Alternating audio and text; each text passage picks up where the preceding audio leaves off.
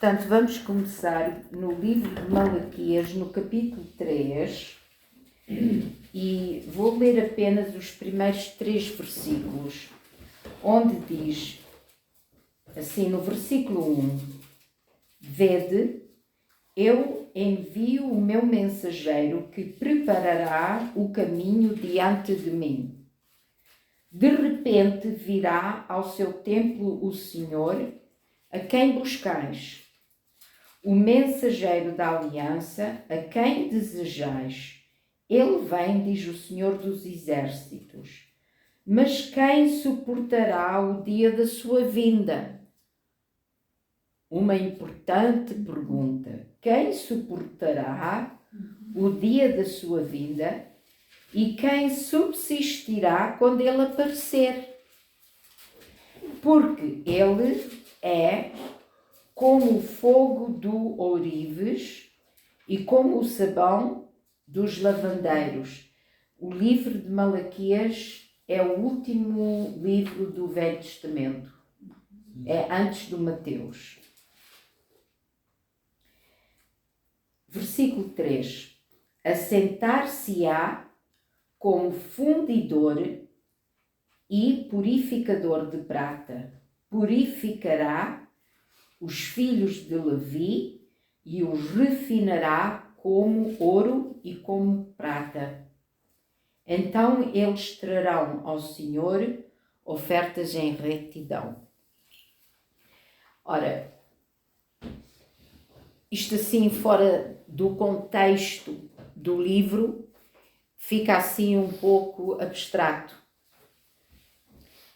Mas para nós entendermos o que acontece aqui no versículo 2, nesta grande pergunta, lembrem-se o que eu disse ontem, para entender bem, anda-se para trás. E hoje só vou explicar o versículo 2. Amanhã andamos para trás, ou na sexta, vamos andar para trás. Portanto, a primeira coisa que eu quero que vamos entender aqui, no versículo 1 diz, Vede com os olhos espirituais. Eu envio o meu mensageiro. Primeira coisa que tenho a explicar aqui quanto à palavra mensageiro, português é mensageiro, é a pessoa que traz a mensagem, o homem que vem trazer as cartas de correio. Qual é? Sim, o homem que traz a carta de correio, de certa forma, é mensageiro.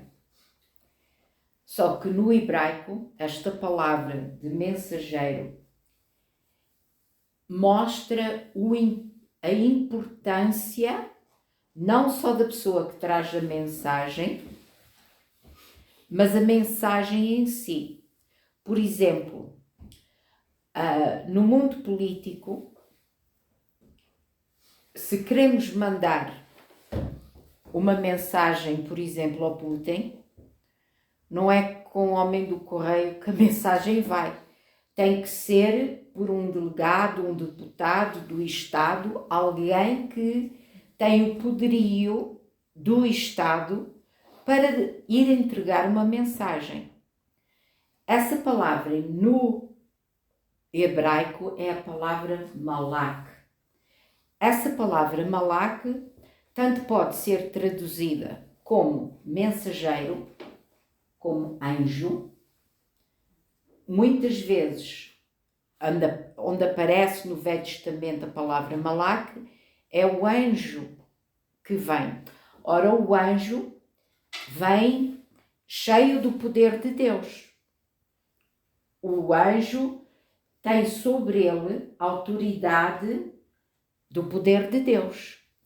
Ele vem como embaixador do reino de Deus à terra. Todos os anjos de Deus estão submissos ao governo e ao reino de Deus.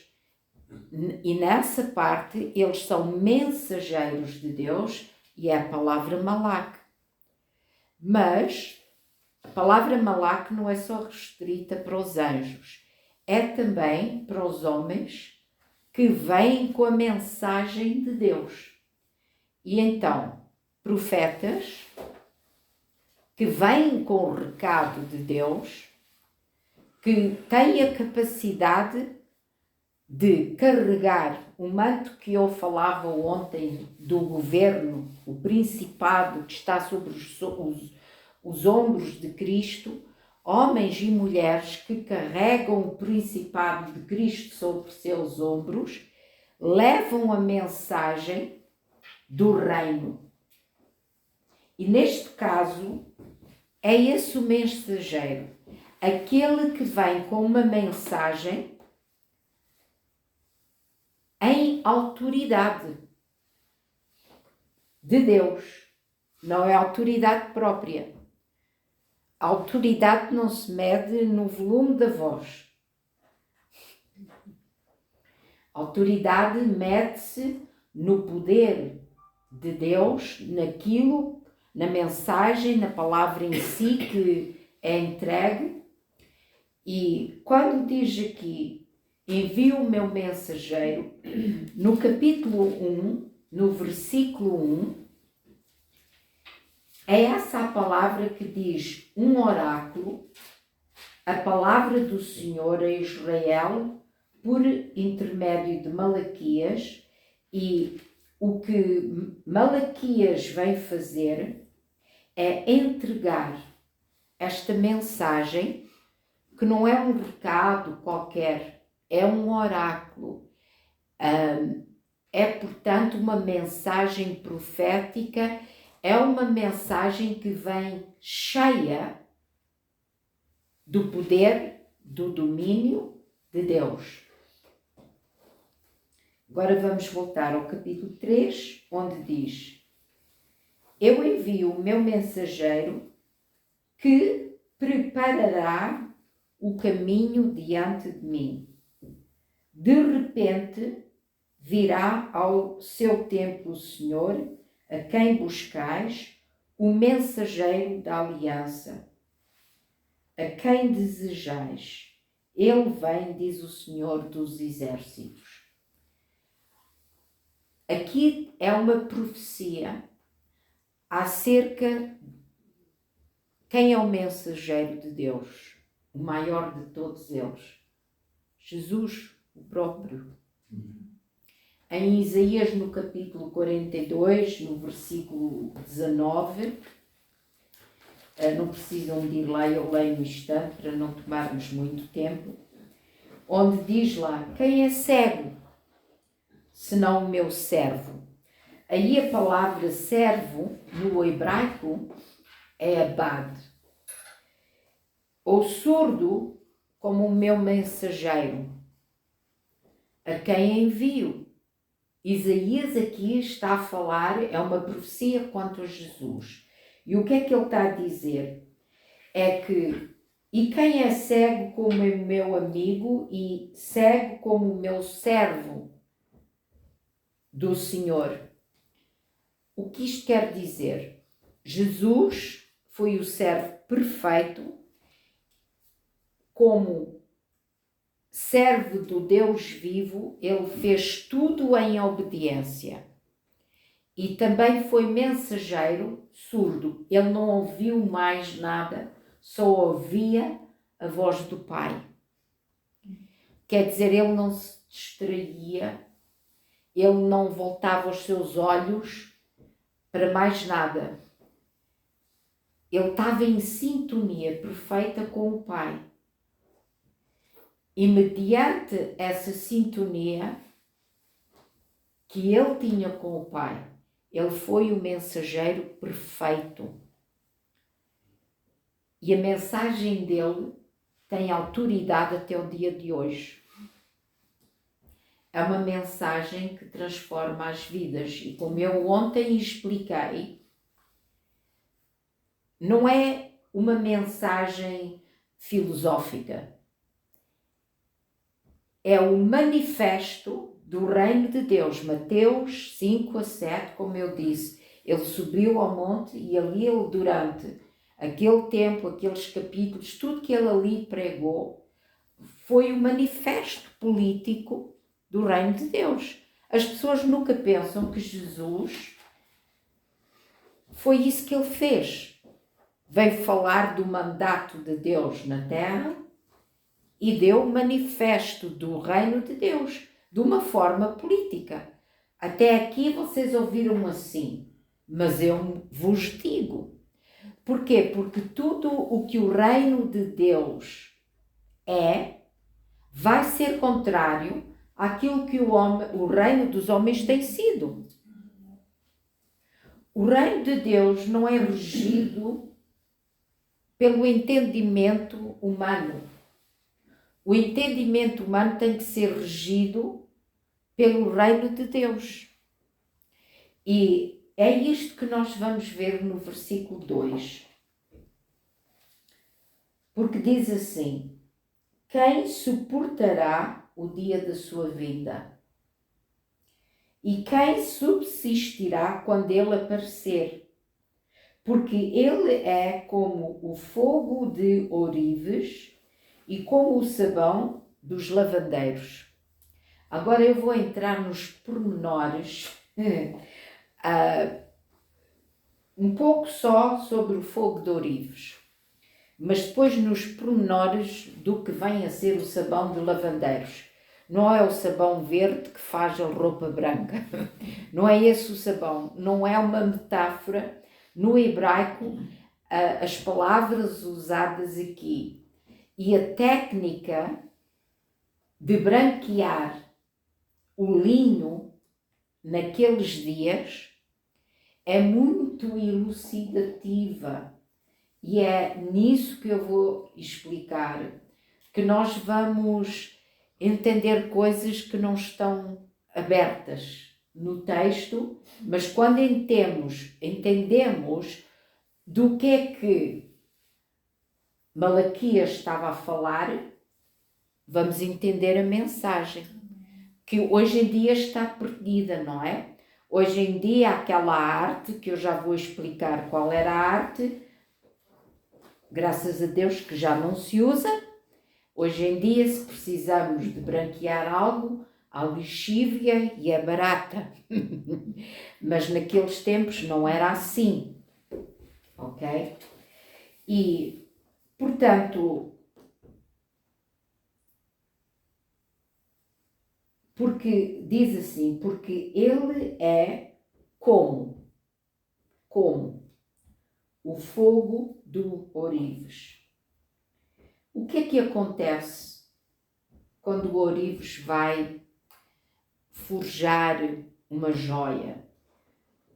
Não se funde o ouro ou a prata sem fogo. E todos nós entendemos que o ouro não sai da terra sem passar por um processo. E há um processo de fundição que tem que acontecer na nossa vida. A salvação é algo que vem de graça, pela fé. É por meio daquilo que Cristo fez na cruz. Mas não é aí que para. Em seguida, há o trabalho que Deus, através do Espírito Santo, e que Jesus está a fazer em nós, há um trabalho a seguir que precisa de ser feito. E aqui dá esclarecimento quanto ao trabalho que Jesus vem fazendo até hoje, em termos da nossa salvação, da nossa cura, em termos de tudo que pertencia à obra de Deus fazer. Ele diz: está terminado. Ele pagou o preço. Mas agora é o trabalho que ele está a fazer em nós, na nossa transformação. A salvação é o princípio da nossa transformação.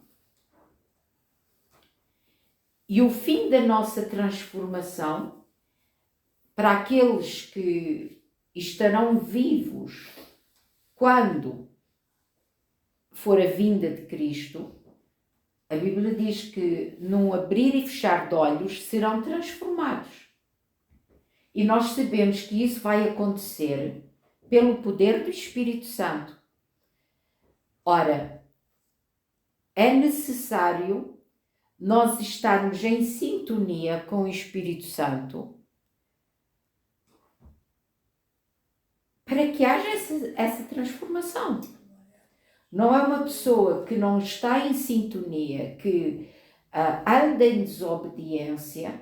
Por isso é que Jesus deu a parábola. 10 virgens. 5 tolas, 5 sábias. É uma medida, 50% é assim um número assustador. Foi o próprio Jesus que deu a parábola.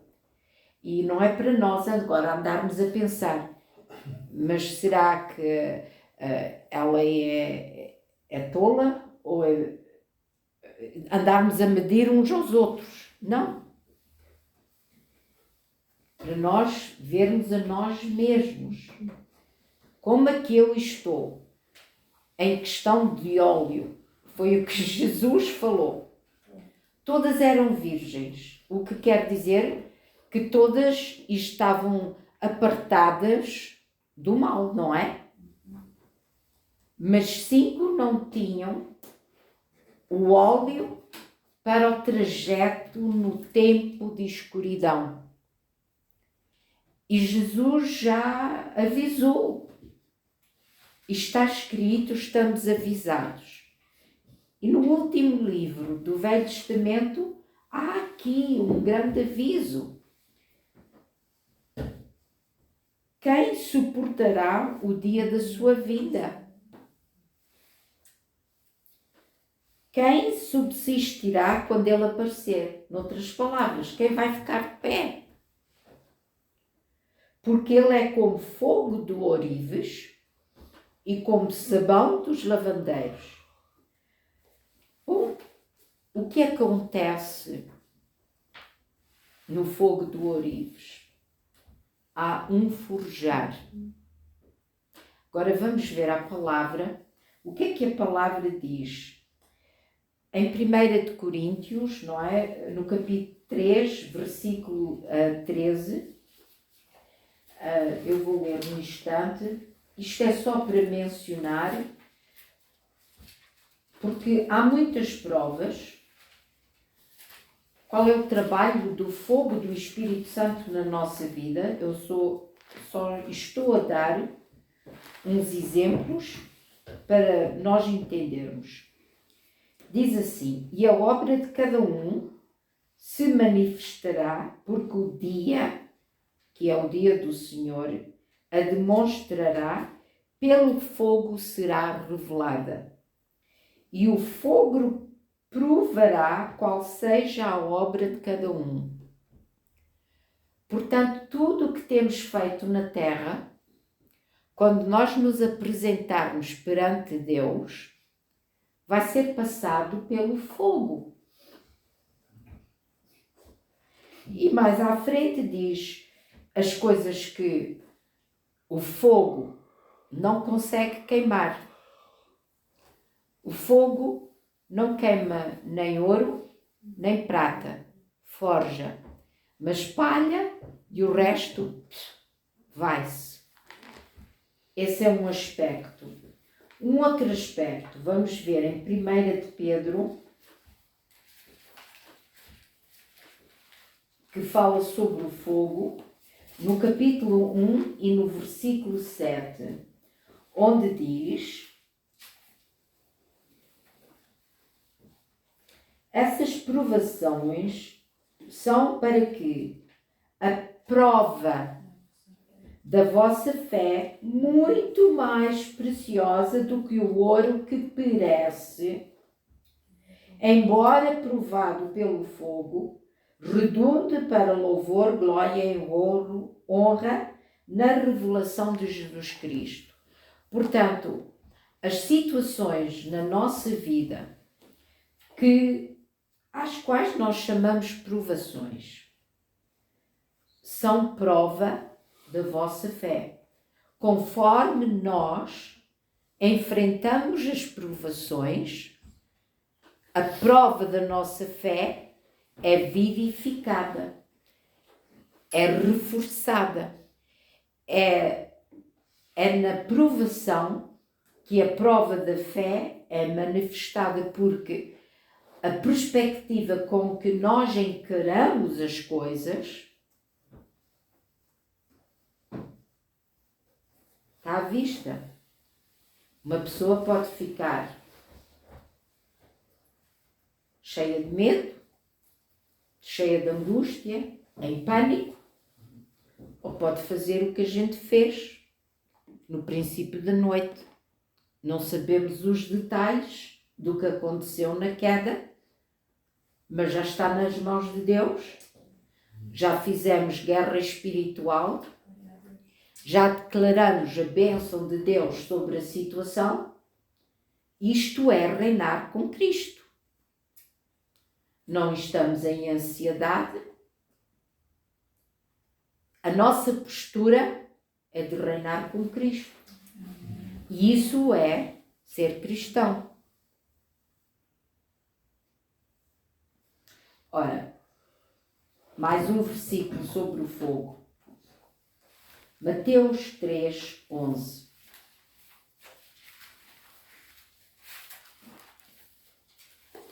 E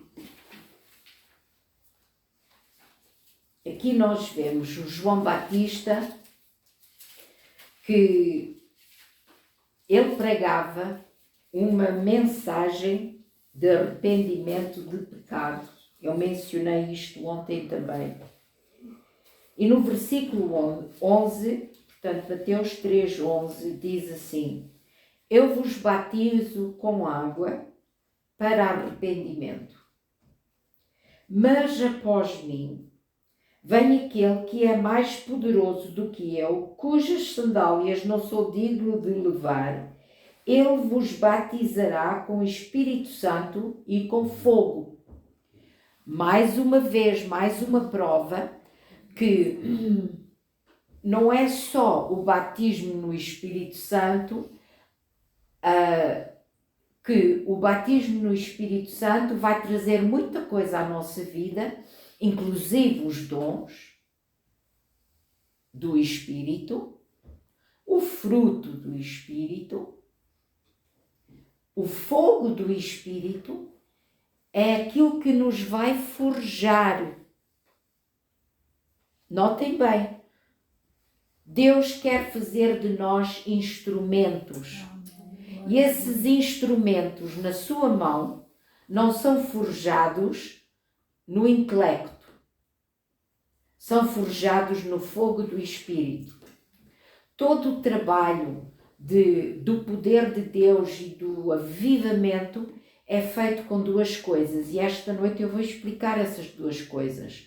É o fogo que forja e a palavra que forma.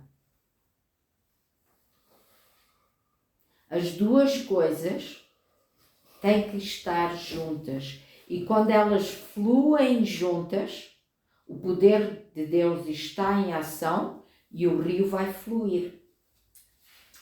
Nós podemos ter igrejas despertas, com grande palavra, mas o fogo a forjar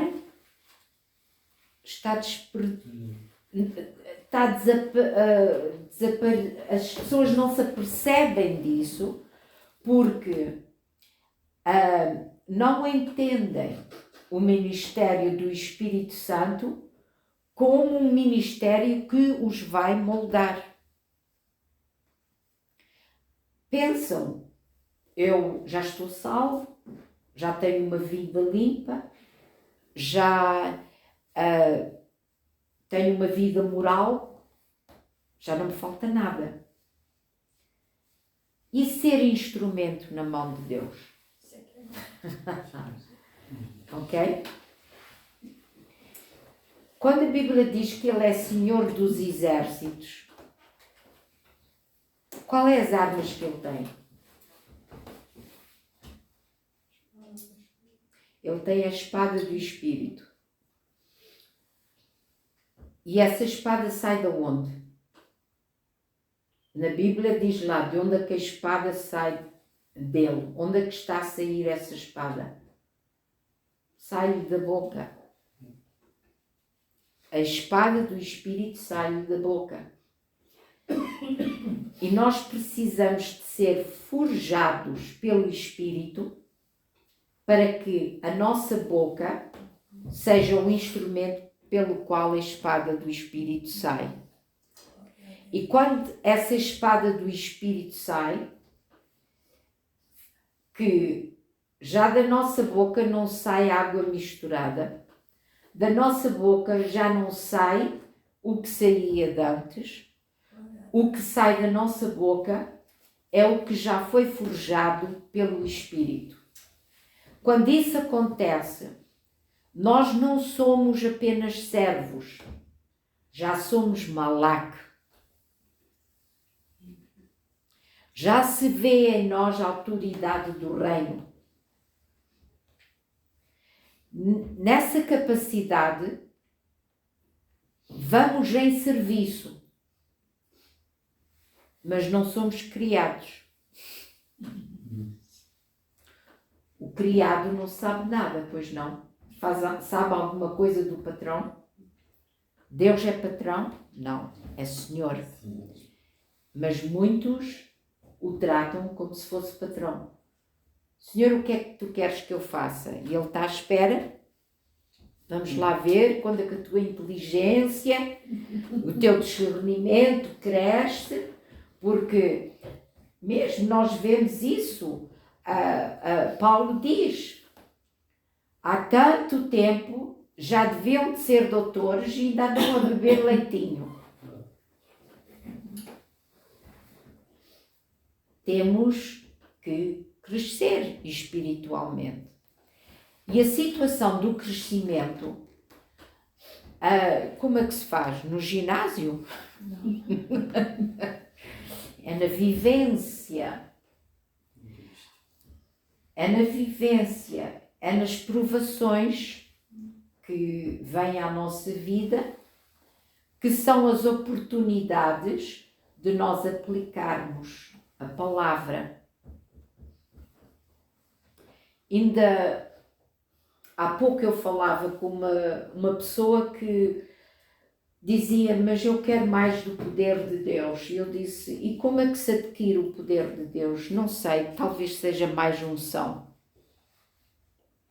Eu vou-vos mostrar. Abram lá a Bíblia em Lucas. Lucas no capítulo 4. Eu ontem já falei um pouco sobre isto. E depois voltamos a Malaquias, por isso não percam o lugar em Malaquias, mas quero-vos mostrar que no versículo 1 do capítulo 4 de Lucas diz assim: Jesus cheio do Espírito Santo. Ok? Vamos parar um bocadinho. Jesus cheio do Espírito Santo. Será que a ideia de muitos de nós não é? Eu queria ser tão cheia do Espírito. Se eu estiver cheia, tudo fica bem. Muitos cheios, ainda a obra não está completada. E eu vou já mostrar porquê. Jesus cheio do Espírito, ele foi cheio para um propósito. Vamos lá ver. Ele voltou do Jordão e foi levado pelo Espírito ao deserto. Para quê? Para lá ser tentado 40 dias e 40 noites. O que é que aquilo foi? Provação.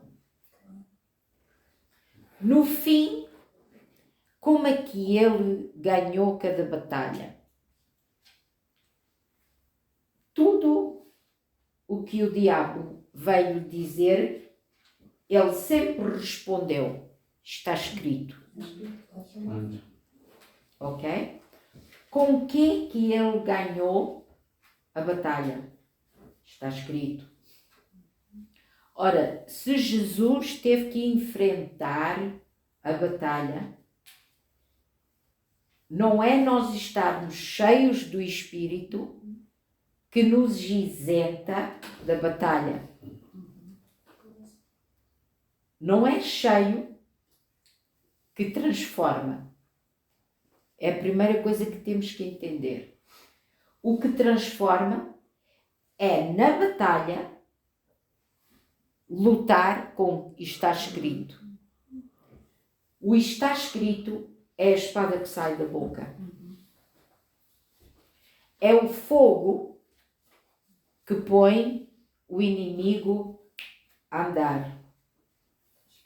É as palavras que saem, que vêm cheias do conhecimento e entendimento de Deus, e é aí que está a nossa vitória. Agora vamos ver no versículo 14, depois que ele diz a Satanás 3 vezes está escrito, diz lá que o diabo, acabado toda a tentação, ausentou-se dele até o momento oportuno. Quer dizer, voltou. Ele voltou. Nós queríamos ficar cheios e ele nunca mais voltar. Hã? Não é possível. Versículo 14. Então, pelo poder do Espírito, voltou Jesus para a Galileia. Ele entra cheio para o deserto, confronta o inimigo e há algo que acontece lá, naquele lugar dele enfrentar o inimigo. Foi cheio, mas agora volta no poder. Há uma transação que acontece dentro dele e a mesma transação vai acontecer em nós.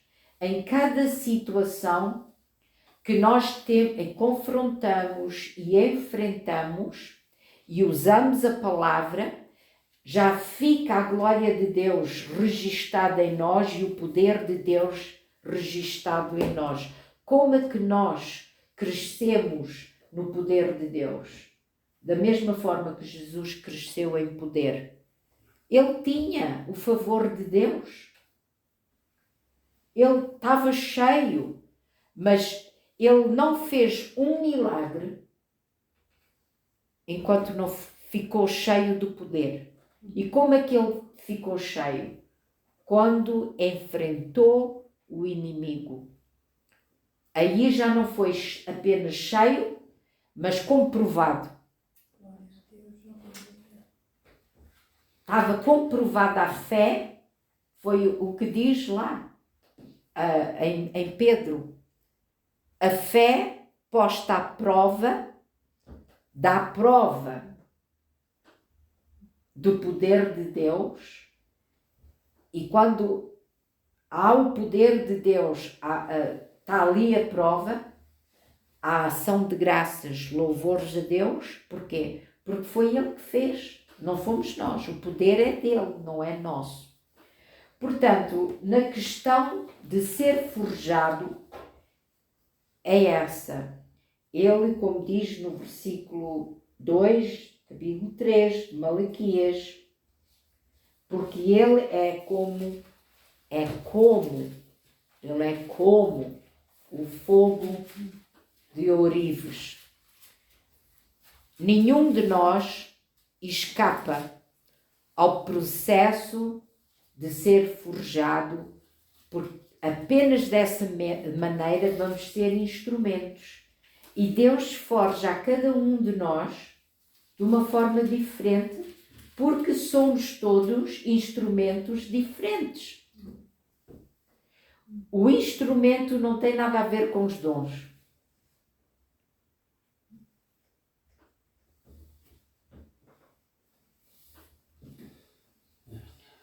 O instrumento não é o dom de apóstolo, ou o dom de profeta, ou o dom de doutorado, não.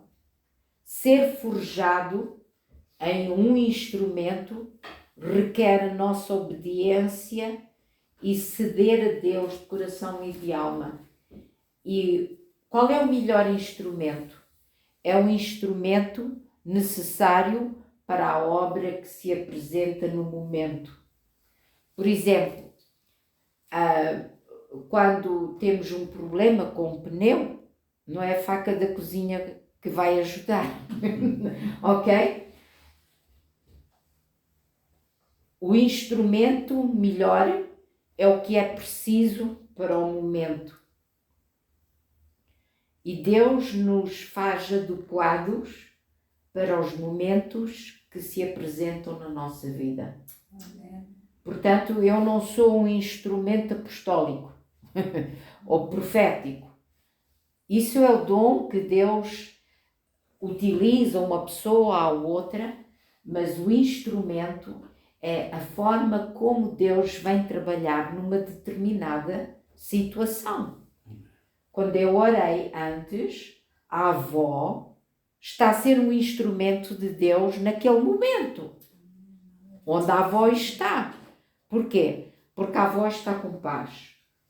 Pelo próprio testemunho da boca dela, ontem, ela disse: a paz de Deus, que excede o entendimento, Deus está a fazer algo novo. Está a transformar a avó num novo instrumento na sua mão. E é o propósito dele, com cada um de nós, fazer de nós instrumentos. Agora vamos à segunda parte do versículo, onde diz: e portanto ele é como o sabão dos lavandeiros. Ora, o processo de tecelagem do linho, não é? Naquele tempo não havia fabrico de tecido que não fosse de fibras naturais. Hoje usa-se plástico e faz-se tudo do nada, mas é tudo artificial. Naquele tempo era tudo do natural. A minha avó semeava linho. Semeava linho, fiava lã, espanavam, curavam no rio. Pois, e eu própria ainda vi aqui em Portugal a família da parte do meu pai.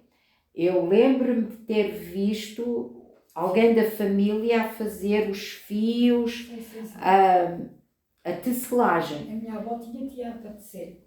Pois, eu não vou explicar como isso faz, que é muito complicado. Era uma arte. E compara aqui, portanto, o mensageiro que vem da parte de Deus ao processo daquele não só que faz a tecelagem, mas o que branqueia o tecido.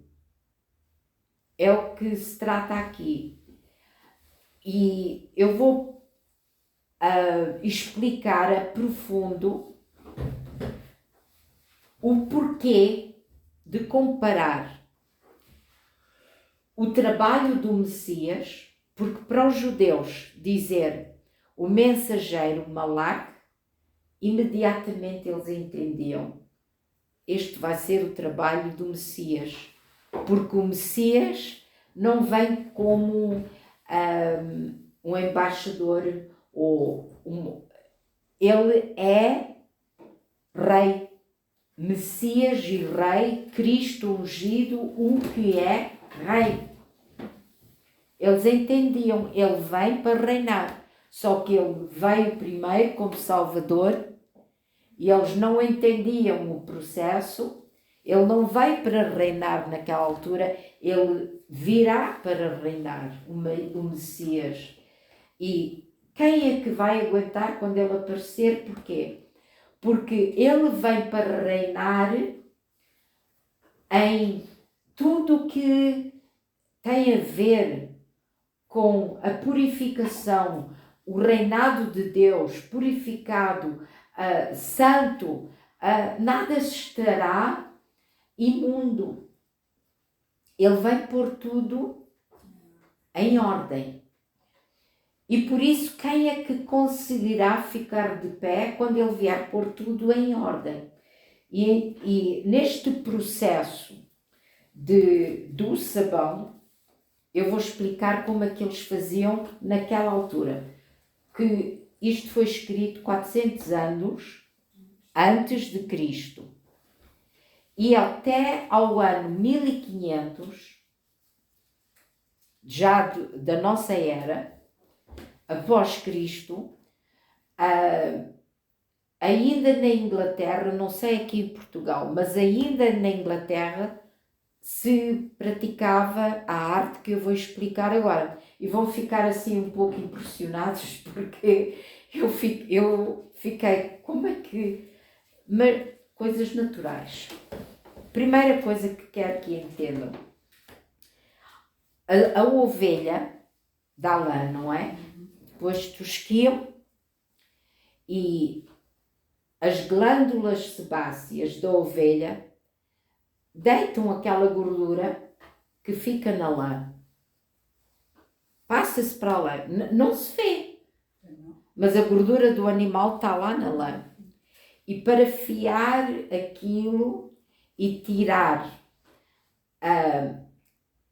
para de lá tirar a gordura animal, para fazer dos melhores tecidos, que esses tecidos não era para o Zé Povinho, porque o processo era muito intenso, o trabalho era muito intenso e apesar de ser o mesmo, vamos lá dizer, a mesma matéria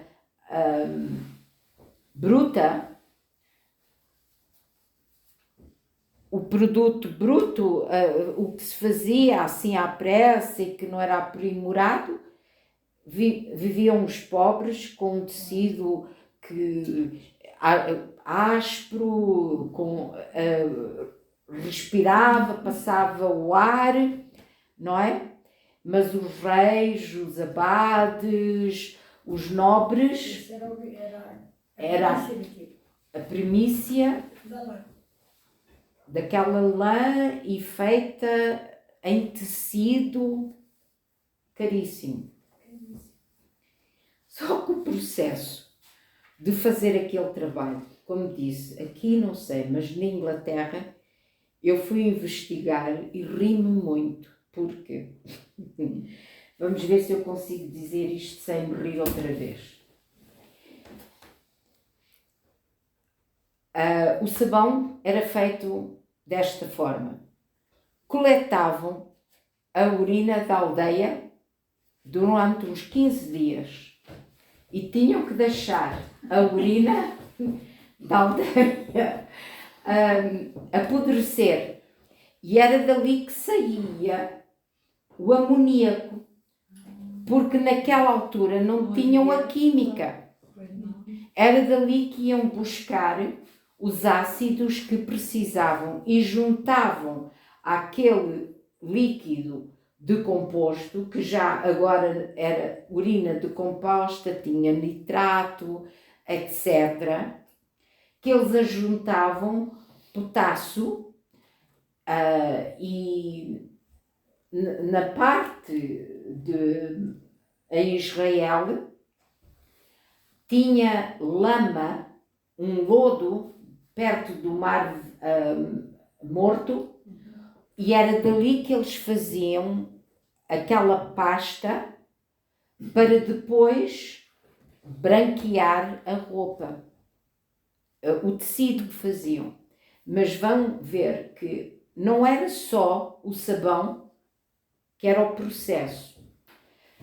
Tinham que fazer o seguinte: depois de terem feito a tecelagem do tecido, a princípio, a fibra do tecido era quebradiça, porque estava larga. Porquê? Por causa da gordura.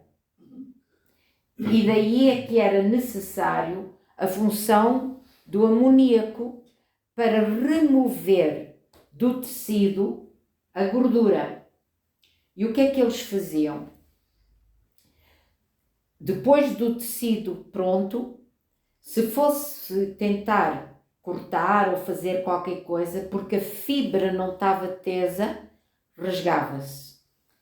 Então, tiravam o tecido e era posto dentro de uma grande bacia, Como se fosse um lagarzinho. um lagarzinho, punham ali o tecido e misturavam uma determinada parte de água com essa urina decomposta. E então eu escrevi a palavra em português, que eu fui encontrá-la. A palavra em português é pisoteador. É a pessoa que está a pisar. E faz-se isso com as uvas. É. E eles então pisavam durante 8, 9 horas dentro daquela água com a urina decomposta até a fibra daquele tecido ficar rija e se apegar. E eu vi, porque observei o vídeo, porque houve uma universidade lá na Inglaterra que achou engraçado esse processo e para motivos de conhecimento histórico voltaram a fazer e vê-se ao princípio a cor amarela decomposta e todos assim com o nariz porque a pisar, não aguento, dá-nos vômitos, diziam. Claro. E 8 horas ali todos a marcar passo e ao fim das 8 horas a água estava limpinha e o tecido estava curado e tiraram dali e puseram numa armação grande e esticaram o pano e não cheirava a nada, cheirava a tecido novo e limpo. E é no fim disso que eles dizem, era daqui que se cortava. Depois levavam a tingir com o purple, que é púrpura, e aquelas cores que eram usadas pelas pessoas reais e os nobres, etc.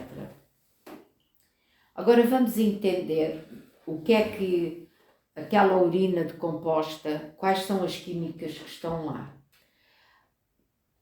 Para explicar em termos que todos nós entendemos, 2 coisas. O ácido, que remove a gordura. No mundo natural, as glândulas sebáceas fazem o quê? Excretam o óleo. Para fazer o quê? Vamos lá ver o que é que o óleo sebáceo faz para a nossa pele? Liberta as toxinas. E também protege a pele. Protege a pele. Alimenta a pele. Sim. É uma forma de preservar a pele. Ora, a lição começa aqui. Que tudo aquilo que é preservação própria é o óleo sebáceo. Todos nós somos ovelhas, não somos? Já estão a ver onde é que se faz a aplicação. Ele é o pastor, nós as ovelhas. E em todas as situações da nossa vida, onde nós andamos a proteger a nossa pele. Não quero que me toques, eu estou a proteger a minha pele. ok? A autopreservação.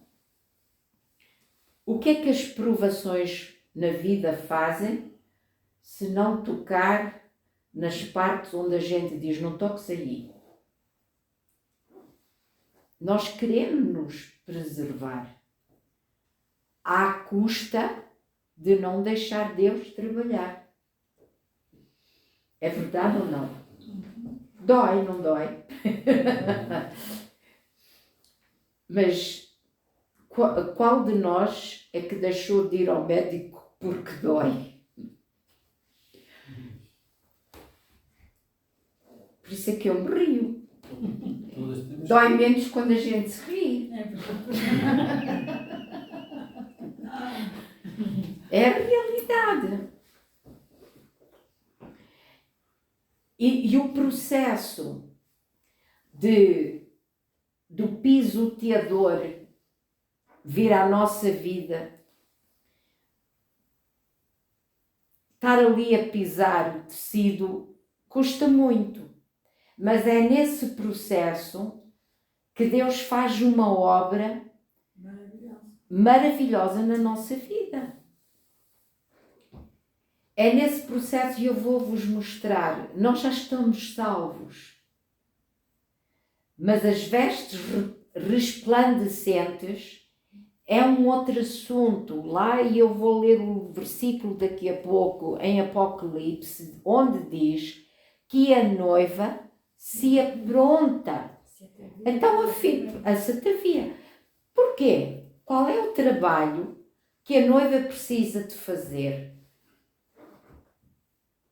É o processo de deixar Deus trabalhar e vir fazer aquilo que ainda tem a ver com a nossa natureza humana, com as nossas reações humanas, o nosso instinto humano. Estamos salvos, claro, mas entre o instinto humano e aquilo que já é divino, há uma distanciazinha, concordam?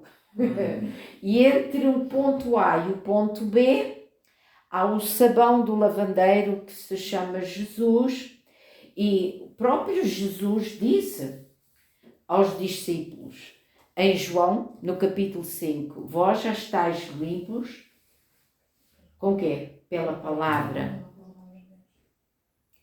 E é a palavra diariamente na nossa vida que tem que atuar. Não nos podemos dar ao luxo de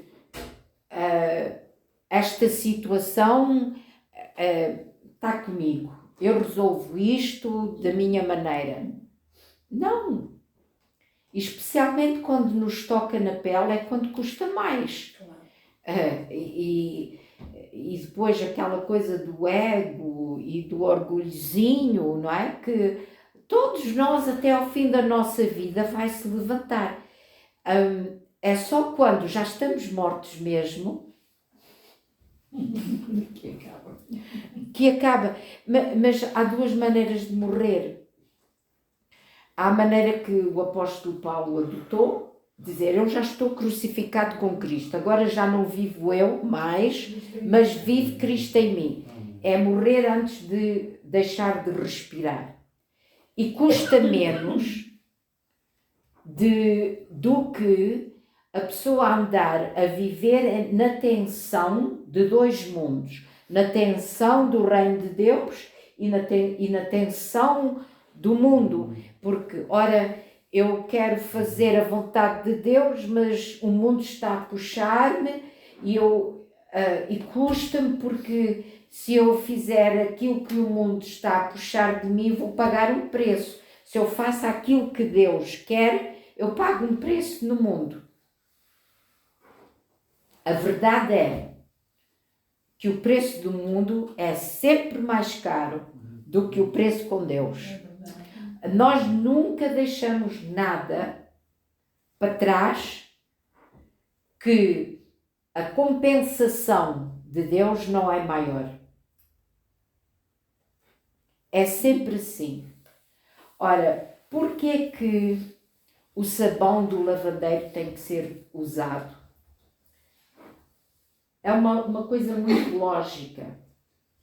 Vocês alguma vez viram a gordura expela a água, não é? Um pano engordurado pode ser lavado, sai a gordura Com muito esforço. com muito esforço. Precisa de um ácido para quebrar a gordura, para depois remover e limpar o pano.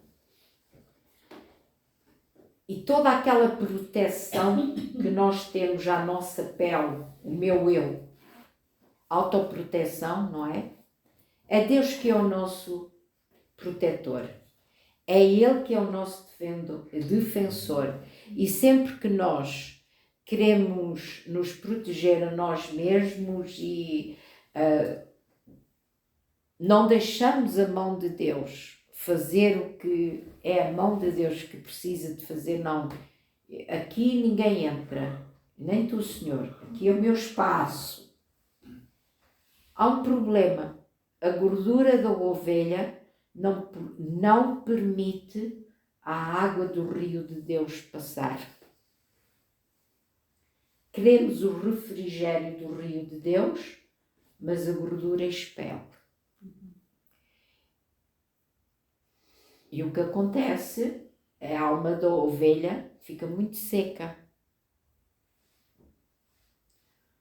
Porque não é o óleo que refrigera,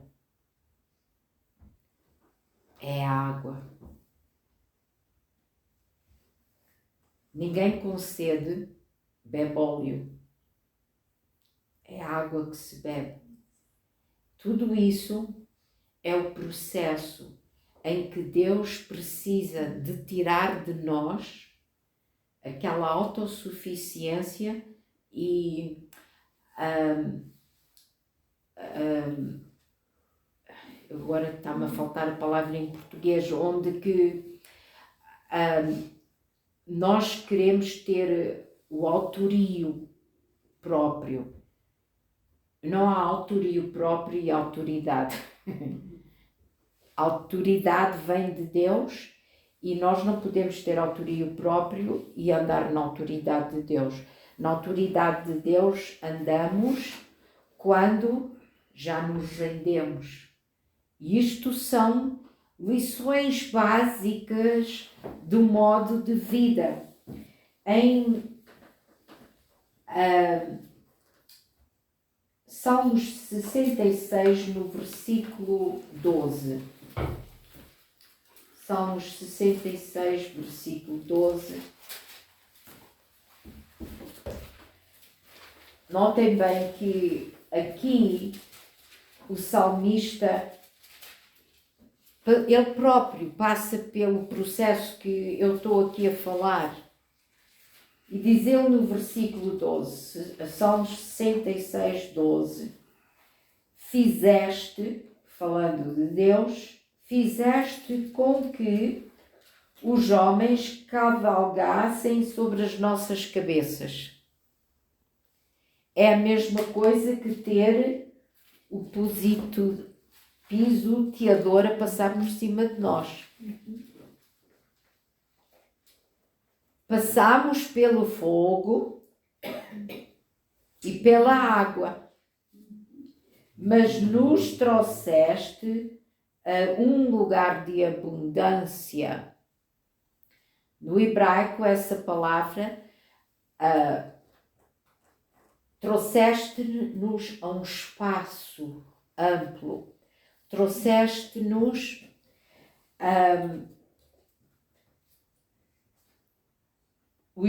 na ideia hebraica, tudo o que é de pobreza é apertado.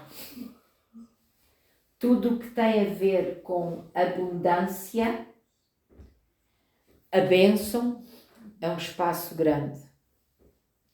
E é aqui que essa palavra está, onde quer dizer, passamos por estas coisas, mas não morremos lá, não ficamos lá. Era um processo pelo qual Deus nos estava a trazer a um ponto. E qual era esse ponto? Era o ponto de abundância, um espaço largo, um espaço de bênção, um espaço de riqueza da glória de Deus. Não diz em Coríntios que nós somos um vaso de barro, aonde a glória de Deus está em nós? Ele é que escolheu o vaso de barro, não para o vaso estar vazio. A glória de Deus é para encher o vaso de barro. Mas o vaso de barro não se enche consoante como nós pensamos. Há um processo. E esse processo não está nem na nossa doutrina, nem no nosso entendimento, está no fogo forjador do Espírito Santo e na palavra formadora que vem da boca de Jesus. E sem as duas coisas na nossa vida, nós não estamos a ir a lado nenhum. As duas coisas têm que estar presentes. E o que o salmista aqui diz, eu passei pelo fogo e passei pela água, mas no fim tu trouxeste-me ao lugar de satisfação. Eu estou satisfeito. Eu cheguei ao ponto de satisfação. Nós muitas vezes queremos estar satisfeitos antes do processo. Não pode ser. No hebraico, essa última palavra, rebaiá, tem as mesmas consonantes, ou escreve-se da mesma maneira que rio de Deus. Portanto, passei por tudo isto, mas trouxeste-me ao rio de Deus. Quando nós, há 9 anos e alguns meses atrás, falamos sobre o rio de Deus, estão a ver onde é que o rio corre? Corre nas profundezas de Deus. E é de lá que tem que brotar as águas à nossa vida. Efésios 5:26 diz que, vou ler um instante, Efésios 5:26, compara aqui no casamento entre portanto, o homem e a mulher, compara isto a Cristo, à noiva, à igreja, e diz assim, começando no 25, vós maridos, amai as vossas mulheres, como, é aqui que começa, como também Cristo amou a igreja e a si mesmo se entregou por ela, para a santificar, purificando-a com a lavagem da água pela palavra.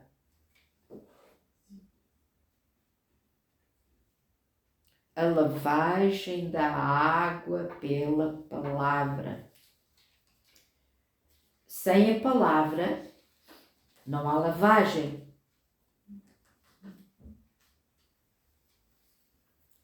As vestes precisam de ser branqueadas, porque apanham o nosso óleo natural de ovelha.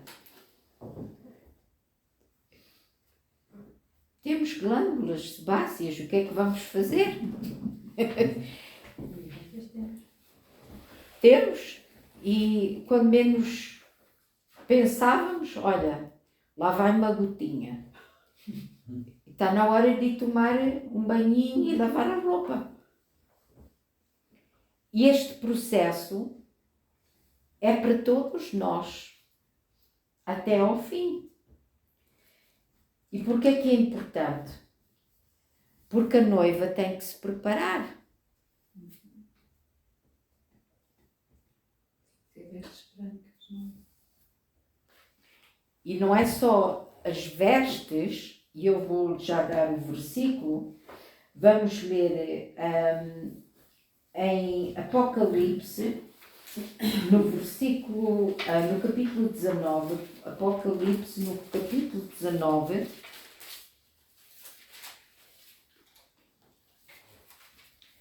vamos ler no versículo 7.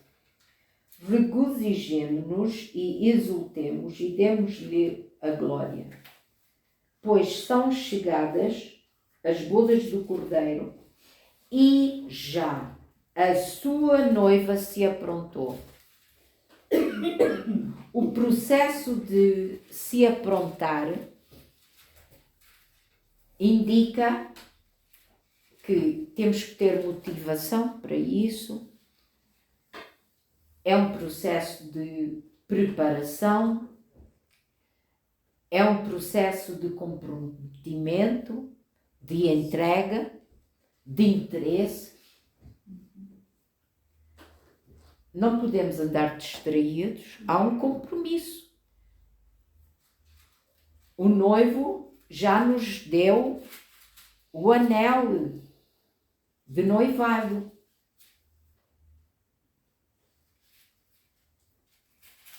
O que é o anel de noivado? Já compararam? Qual é o anel de noivado do noivo? O que é que ele nos deu como anel? Acho que é mais um compromisso, não é? Pois, mas qual foi o compromisso que ele fez conosco e a prova de que o compromisso dele está conosco? É a presença do Espírito, não é? O selo do Espírito Santo. O selo do Espírito Santo que está conosco, e nós não podemos viver a ignorar a pessoa do Espírito. Só falamos de Jesus e nunca falamos do Espírito. Ora, se é Ele que Jesus enviou, e Ele estará convosco, o Consolador, é Ele que vos vai ensinar, é Ele que vos vai guiar, é Ele que é o vosso advogado. Porquê é que Ele precisa de ser nosso advogado? Porque nós temos o acusador dia e noite. Está ali. Pá, pá, pá, pá, pá, pá, pá, pá, pá, pá, pá. De um lado ele acusa, do outro está a tentar.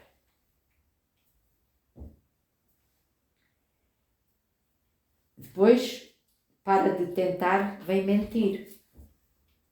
Olha que tu não prestas. Depois vai mentir do outro lado. Isso também não é bem assim como a irmã Susana está a falar. Vamos ter uma calminha, isto é muito exagero. Puxa, quem é que... isto é tropa elite, a tropa elite. Eu sou um crente normal. Não diz lá que somos todos soldados? Não é o nome dele, Senhor dos Exércitos? E qual é o tropa que não limpa as botas e que não passa a ferro, a farda? Não, que eu saiba, não há lavandaria. São os próprios soldados que, pelo menos na África do Sul, era assim. Tem que limpar as botas, não há servos, cada um faz o seu trabalho. Seja homem ou não, é ele que faz a camisa. Vai ali passar a ferro e se vem na inspeção e o botão está fora, há problemas. Mas depois na vida espiritual pensamos que é tudo um lazer. Não.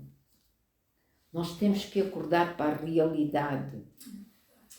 Porque se não acordarmos para a realidade, é como diz em Malaquias, quem conseguirá, quem ficará de pé naquele dia? Quando o Messias, quando o Malaque, que é o rei, se apresentar, como vamos dar contas? Ele não vem para nos condenar. Mas em que estado é que nós vamos estar? E como vamos prestar contas daquilo que Ele já nos deu? E dizer, eu também não sabia. Não é uma boa desculpa. Agora já tem. Não disse Jesus, no tempo que Ele caminhava na terra, Ele dizia, naquele dia, a rainha de Sabá será julgada com menos juízo do que vós, porque o Filho do Homem está convosco e vocês não estão a ver nada. Ela veio de longe porque ouviu a fama da glória. Vocês têm tudo aquilo que é da glória de Deus. E em Malaquias continua a falar sobre isso. Diz ele, não têm interesse por aquilo que é a realidade e a verdade de Deus. Estão desapercebidos daquilo que é a realidade. Então, em Apocalipse 19, no versículo 7, a seguir diz no 8, já a sua noiva se aprontou e notem aí, foi-lhe dado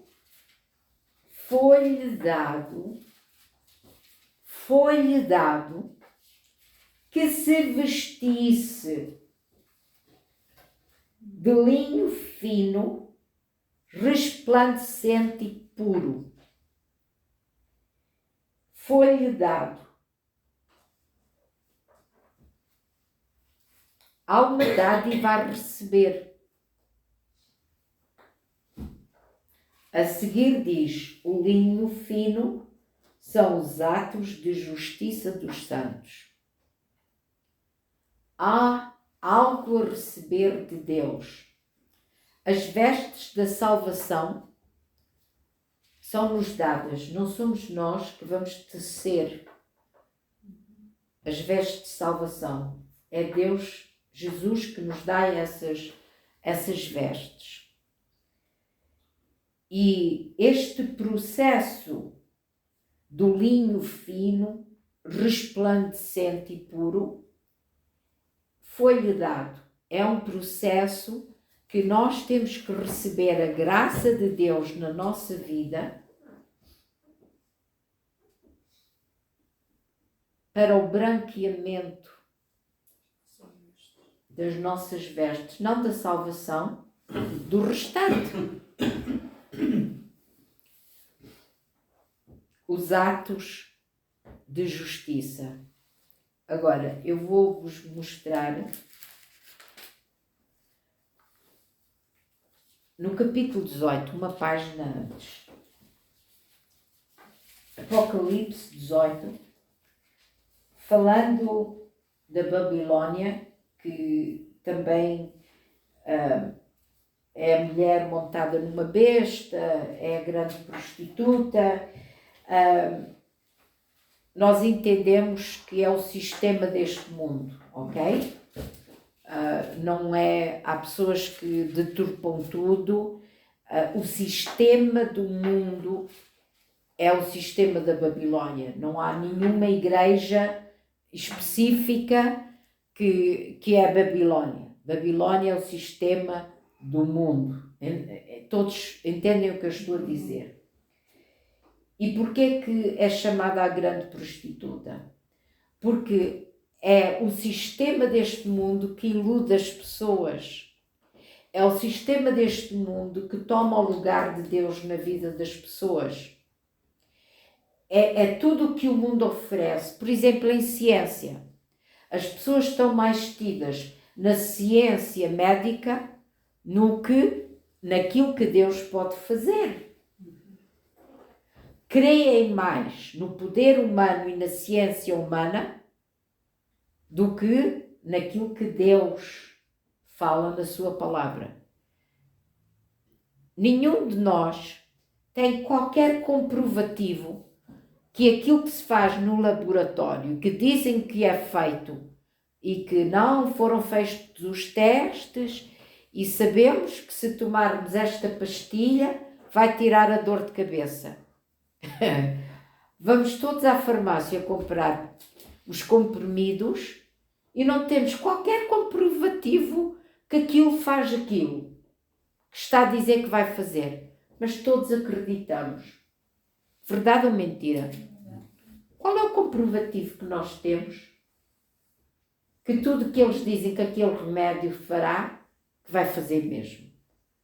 Não temos qualquer prova, mas acreditamos no sistema do mundo, na palavra do homem. Não, fez-se, sim senhores, fizeram-se testes durante 18 anos. Ou fez-se testes para esta vacina durante 6 meses. Não há problemas. Estão a ver onde eu estou a ir. Mas a palavra de Deus, isso já mete fé. E não meteu fé e comprar um comprimido para o tomar? Meteu também. No que é que nós acreditamos? Vamos lá ver. No versículo 12, diz assim, 11, no versículo 11, um pouquinho mais atrás, no versículo 10 diz: ai, ai da grande cidade, Babilônia, a cidade forte, numa só hora veio o teu juízo. Está falando aqui do fim do sistema económico e gerência mundial. Numa só hora, a Babilônia cai. Entendem o que eu estou a dizer com isso? Ok? E diz no versículo 11: e sobre ela choram e lamentam os mercadores da terra, porque ninguém mais compra a sua mercadoria. Mercadoria de ouro, de prata, de pedras preciosas, de pérolas, de linho fino. Mesma palavra que linho fino no capítulo 19. Notem a diferença.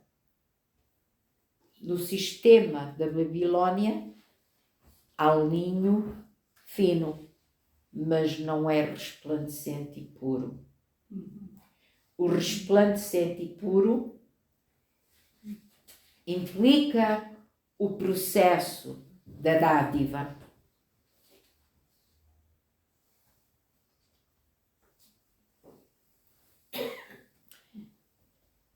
Diz lá que são os atos de justiça.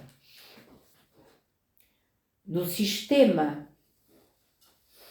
do mundo, sistema humano de comércio e de vivência,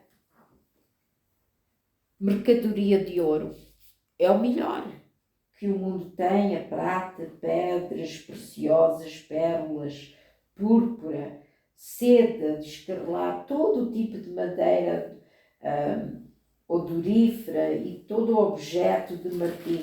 Quer dizer, há muita riqueza, coisas muito preciosas. Tudo aquilo que é precioso, que o homem, o ser humano, tem capacidade para adquirir, mas não tem a capacidade de adquirir linho fino, resplandecente e puro, porque isso não se faz sozinho. Isso é necessário receber a dádiva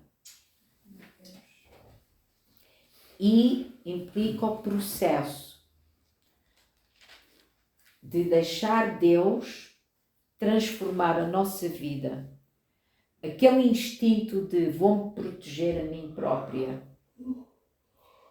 Se Cristo se tivesse protegido a si mesmo, ele não tinha ido à cruz. E a coisa mais difícil para nós é aprendermos a morrer para nós mesmos. Mas é só na medida que nós aprendemos a morrer para nós mesmos que começamos a viver para Ele. E só na medida que deixamos de ou impedimos que o nosso instinto de glândula sebácea tome controle da nossa vida, que o fluir das águas do Espírito vão correr na nossa vida. A pessoa tem duas escolhas. Cada um, por exemplo, eu vou dar o meu exemplo próprio. Cada semana tem 7 dias para todos nós, não é? Eu não tenho mais dias que ninguém. E eu pus-me a olhar para o meu calendário e tudo o que eu tinha a fazer, e eu disse, não, eu tenho que ir a Portugal. Está na hora de eu ir lá, e nem que seja 3 dias, é melhor do que nada. Claro que eu gostaria de ter férias, mas não as posso tirar. Só tenho 3 dias, mas tenho que fazer os 3 dias valer. Houve quem me dissesse, mas tu vais sempre, é para aqui, vais pregar ali, vais para ali, para ali, para ali, para ali. E quando é que tiras as férias? Eu disse, eu tenho de fazer a obra do reino de Deus. Os discípulos vieram falar com Jesus e disseram, come! E diz ele, eu tenho um pão a comer que é a vontade do meu Pai. Claro que quando Deus já de me dar férias, mas neste momento, nesta semana, eu sabia que eu tinha que estar cá para entregar a palavra de Deus. Portanto, a obra de Deus não se faz pela conveniência. Nunca é conveniente nós trabalharmos no reino. É tão mais confortável ficar no sofá. Vocês estariam mais confortáveis neste momento na caminha. No entanto, estão sentados numa cadeira de escola. É verdade. Estamos a aprender. E estão a aprender. Estão a ver? Não é pela conveniência, é pelo compromisso que nós assumimos de dizer, eu quero o reino de Deus, o poder de Deus a funcionar na minha vida, e por isso é que Jesus diz, buscai primeiro o reino de Deus e no demais tudo, o demais será acrescentado com a justiça dele. Portanto, esta foi a primeira parte, e para terem coragem, porque aquelas situações que se apresentam são as oportunidades pelas quais duas coisas vão acontecer. O poder de Deus vai ser acrescentado à nossa vida e pela qual a glória de Deus vai ser manifestada na nossa vida. E não devemos fugir a essas oportunidades, mas deixar que Deus faça o seu trabalho.